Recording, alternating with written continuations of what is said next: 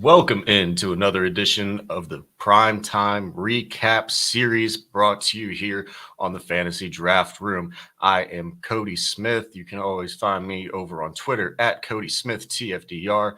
My co-host over on Twitter at Trophy Chase TFDR, the joint account on Twitter at _ TFDR. Make sure you're checking out all of our content on YouTube that we're going live with, that we're uploading. We've got a really cool episode for our next week or this week's podcast coming out on Thursday. It's going to be great. We're doing a mid-season dynasty startup mock, and we got some industry people, so make sure to tune in for that. It's a lot of big names, and it was a lot of fun to do.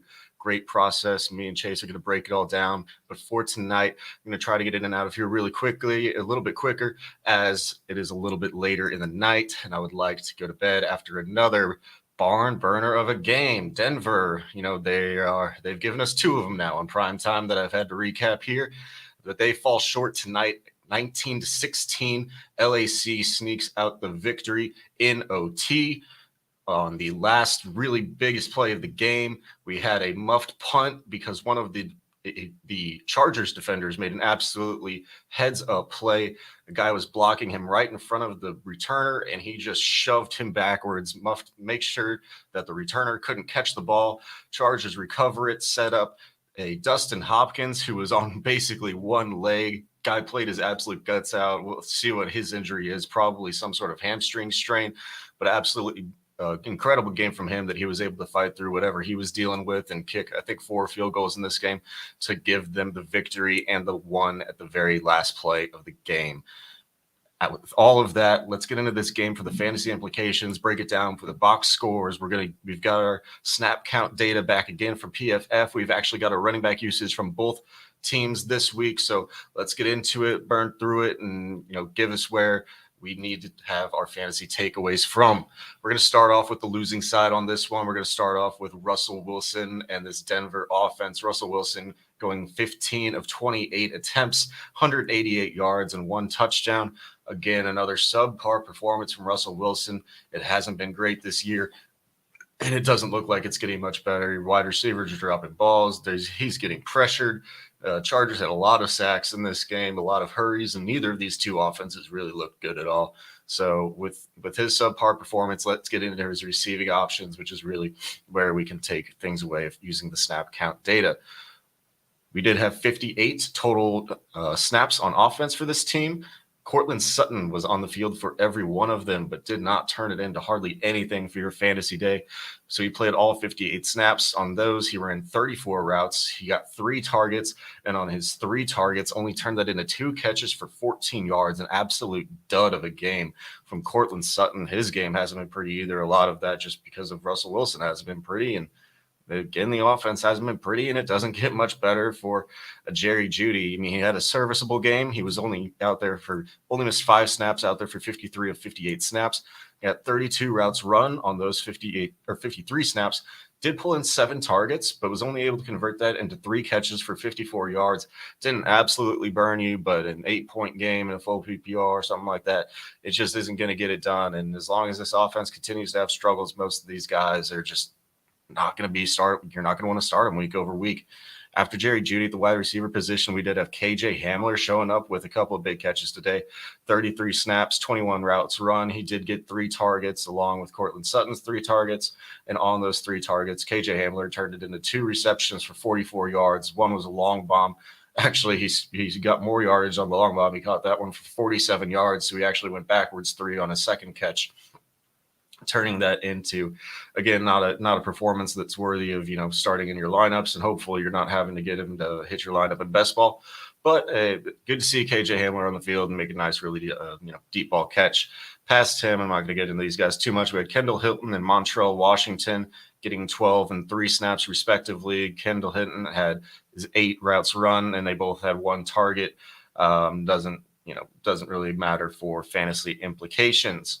We did see the change of the guard at tight end. Greg Dulcich coming back, the rookie, coming back off of IR for the first time for his first NFL game and scoring the lone touchdown for the Denver Broncos in this game, catching a touchdown in his first career game. And we saw Alberto actually a healthy scratch in this game. So everybody's breakout tight end that we were all hoping for that one ain't going to happen. I saw some people saying like if he's just going to be a healthy scratch, maybe they can trade him to a different team, maybe pick up a sixth or something pick. But it definitely changes the guard from what a lot of us were projecting in the fantasy community early in the season. Greg Dulcich is going to be the tight end one for this team.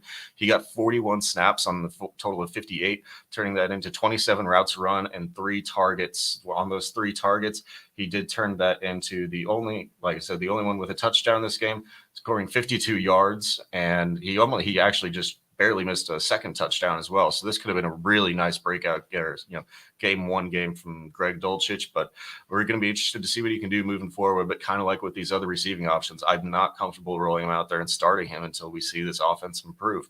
The other guys at tight end position were Eric Tomlinson and Eric Saubert. Tomlinson getting 16 snaps and Saubert getting 1. No real fantasy implications there. We're going to move into the running back room now, where we're seeing another change of the guard here. We brought in Latavius Murray last week, but wasn't able to go. We did see him take over the running back room in this game. On those 58 snaps for the team, he was able to be out there for 27 snaps. He got 9 routes run on those. Did only pull that in for 1 target. On the 1 target, let's see here, lost him, but 1 target for Latavius Murray. Mike Boone was the next running back. We got his 21 snaps, turning it into 12 routes run, so probably a little bit more on the 3rd down for Mike Boone. He got 2 targets on those routes run and turned that into 1 reception for 3 yards. Nothing really going there. And there's Latavius Murray. I couldn't find him because he was at the very bottom. He took his 1 reception for -2 yards. So at the very bottom of the box score, only going backwards. Hopefully you're playing in a half point or full PPR and you still got a couple of points, or not even a full point, but not negative points off of it. Melvin Gordon was the one that we really seen. Pretty sure he got benched in this game into the second half. Only got 9 snaps on the game. He ran 5 routes. On those 5 routes, turning that into, let's see here, turning that, and don't see him on the box score right now. So it was a bad game for Melvin Gordon. It seems like his time in Denver could really be over as long as Latavius Murray and Mike Boone are staying healthy. And so Melvin Gordon, if you can get out of any dynasty shares or anything like that, cuttable in all other leagues. Not great for Melvin Gordon, a guy that I thought would be a pretty serviceable RB2 for a lot of this season. He only got 3 carries. Latavius Murray with 15 carries and Mike Boone with 1 carry. Latavius Murray, who was getting those 15 carries leading the room, ran for 66 yards. Russell Wilson was the next leading rusher with 23 yards. Melvin Gordon, 3 carries, 8 yards, and then Mike Boone with 1 carry and 1 yard. So Mike Boone really probably subjected to a true 3rd down role. Let's get into breaking down actually what the usage was for these guys. We've got the great PFF data, breaking down how many snaps there were, which running backs were on the field, breaking down the early down snaps, short yardage, 3rd downs, and 2-minute drill. So on early downs, we saw Mike Boone be in for 8, Melvin Gordon was in for 7, and Latavius Murray being the true early down back with getting 20 of the total snaps. In short yardage situations, Mike Boone nowhere to be seen. Melvin Gordon got 2 snaps and Latavius Murray got 4. On 3rd downs, this is where Mike Boone was getting more of the work. He took 6 snaps here versus no backs were on one of the 3rd downs, so they went 5 wide. And then Latavius Murray picking up 3 3rd down snaps. Mike Boone was the only one in the 2-minute drill, though, took all 7 snaps in their 2-minute drill. So really, it's probably, if you want a plotter and you need a guy to fill in from now on, it's probably going to be Latavius Murray.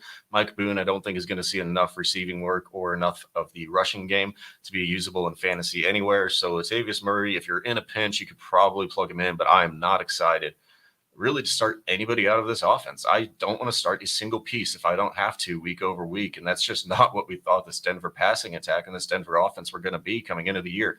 Thought Russell Wilson was going to come in, fix things, and lead a high-flying AFC West, another high-flying AFC West offense. We're just not seeing that right now, and I don't know if they're going to be able to get it together this year. I'm not worried about Russell Wilson long term, but I am worried about the rest of this year. It hasn't gotten any better over a full 6 weeks. Hopefully they can get into a bye week, figure some things out, but a lot of the stuff that we're seeing just isn't something you can figure out on a bye week, I don't think. So until further notice, try to bench every Denver Bronco you can.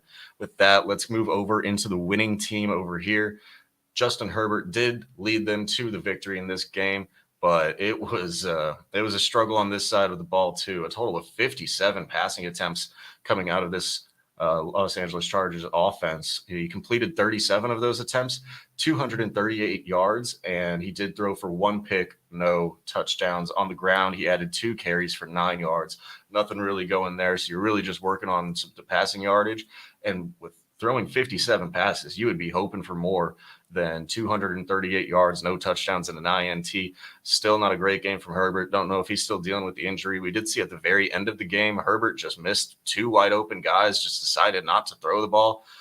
Forget if he exactly took the snap there, if he threw it away, but 2 wide open guys. I think it was Everett running a post, and then I think it was Eckler running a little flat route, and just looked at him and said, nope, I'm not throwing this ball. I'm not sure what's going on with Justin Herbert right now. Like I said, we hope it's just the injury.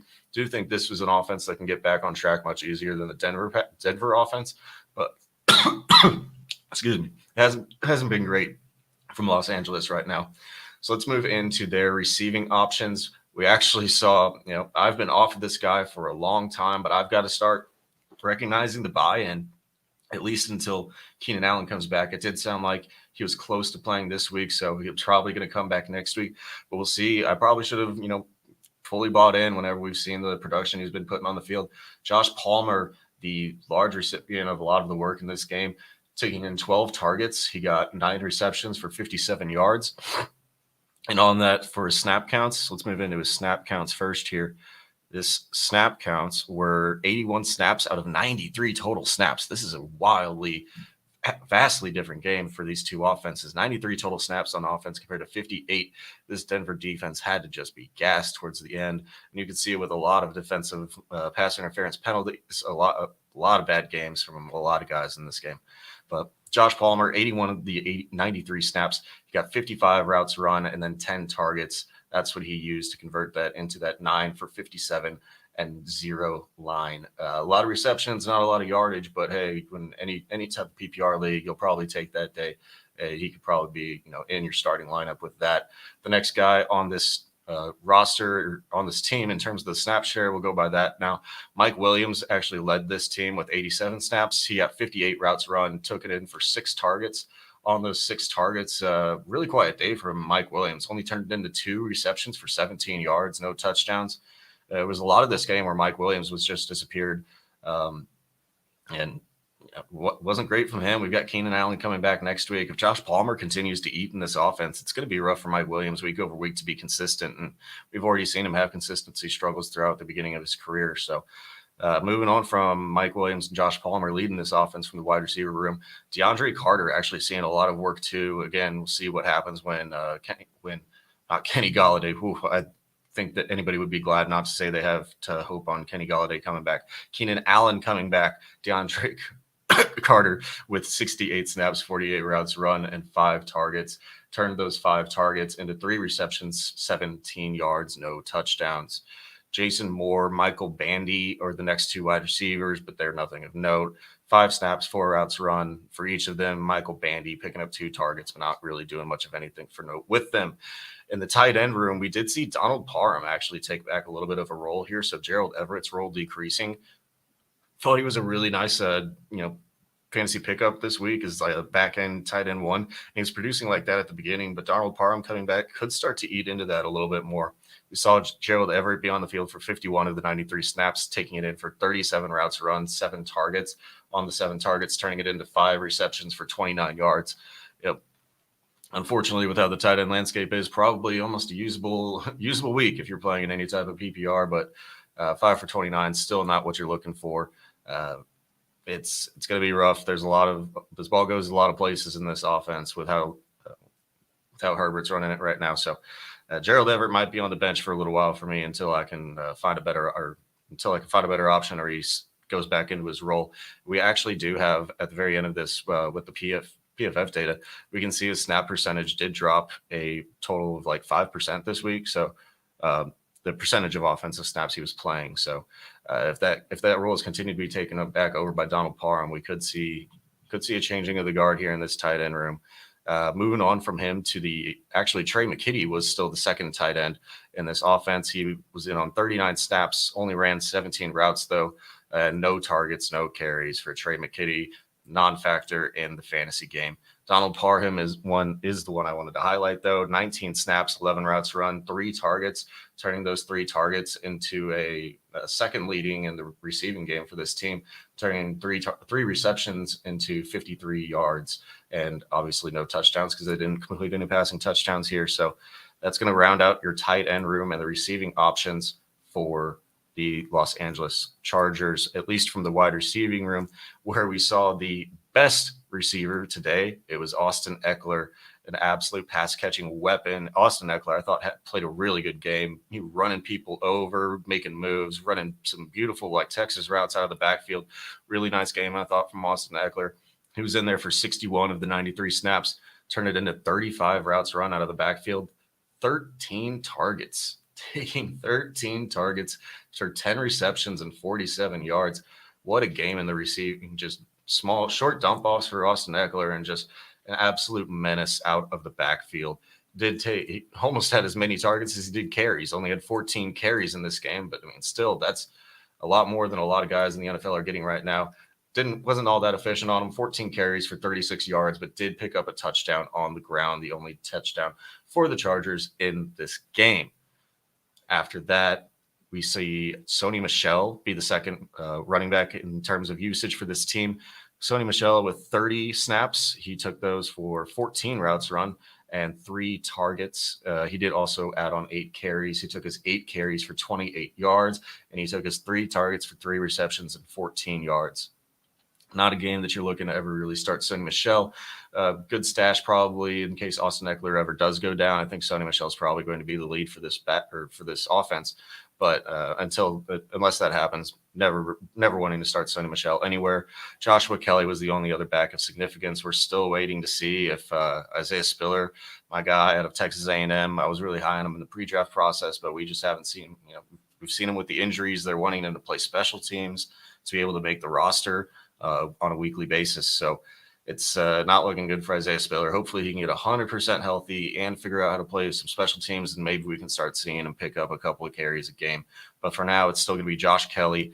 Only got two snaps in this game, though. Had 2 routes run and didn't really do anything of note for this Chargers offense. And the only other guy was Xander Horvath, still out there on his 17 snaps, the fullback for the Chargers. But obviously we're not really putting in fullbacks. Even Kyle Juszczyk, the best one in the league, isn't really being used in terms of fantasy ever. So let's get into the running back snap usage for this team. And like I said, I'm just going to leave this to Austin Eckler and Sony Michel. Same thing, early downs, short yardage, third downs and 2-minute drill.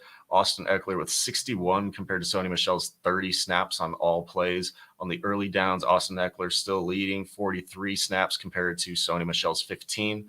On short yardage, we did see a little bit more of an even split. Austin Eckler still, though, getting 7 snaps compared to Sony Michel's 5.